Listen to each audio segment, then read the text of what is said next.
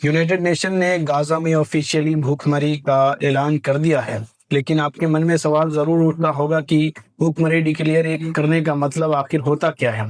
दरअसल यूएन भूखमरी तभी डिक्लेयर करता है जब हालात मिनिमम स्टैंडर्ड से भी नीचे गिर जाएं, यानी जब हालात बद से बदतर हो जाए, पूरी तरीके से नर्क जैसे हो जाएं।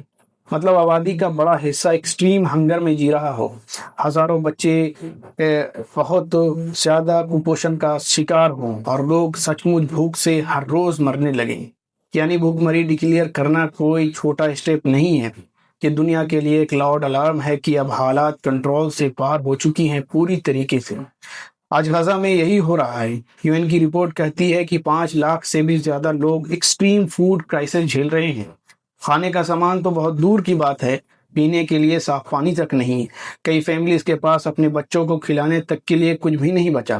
जरा सोचिए, एक माँ अपने रोते हुए बच्चे को गोद में लिए बैठी है। बच्चा भूख से तड़प रहा है, सिसक रहा है, बिलख रहा है, लेकिन उसको देने के लिए उसके पास एक रोटी का टुकड़ा तक नहीं है। कई बच्चों का वजन उनकी उम्र से भी आधा हो चुका है। हॉस्पिटल्स के बेड भरे पड़े हैं उन मासूमों से जो खाना ना मिलने की वजह से पूरी तरीके से कमजोर और बीमार हो चुके हैं। ये सिर्फ भूख नहीं है, ये इंसानियत की सबसे दर्दनाक तस्वीर है। यूएन रिलीफ चीफ का कहना है कि फेमाइन रोका जा सकता था, लेकिन इजराइल की नाकाबंदी और रिस्ट्रिक्शन ने एड, ड्रग्स और बेसिक सप्लाईज गाजा तक पहुंचने ही नहीं दिया। वहीं इजराइल का दावा है कि गाजा में भूखमरी जैसी कोई भी चीज नहीं है और यूएन की रिपोर्ट पूरी तरीके से एक तरफा है।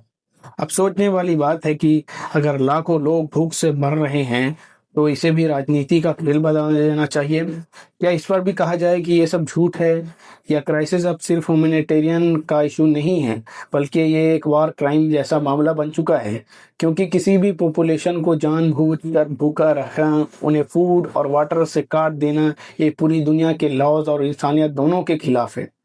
लेकिन सबसे बड़ा दर्द यह है कि दुनिया पॉलिटिक्स और स्टेटमेंट में उलझी हुई है और गाजा के लोग हर दिन सर्वाइवल की लड़ाई लड़ रहे हैं।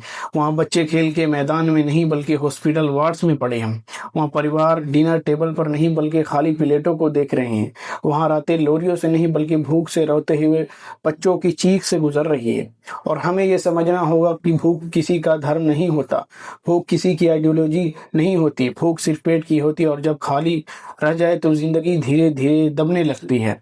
तो अब सवाल ये है कि क्या यूएन का ये डिक्लेरेशन सिर्फ कागज पर रह जाएगा या सच में पहुंचेगी मदद?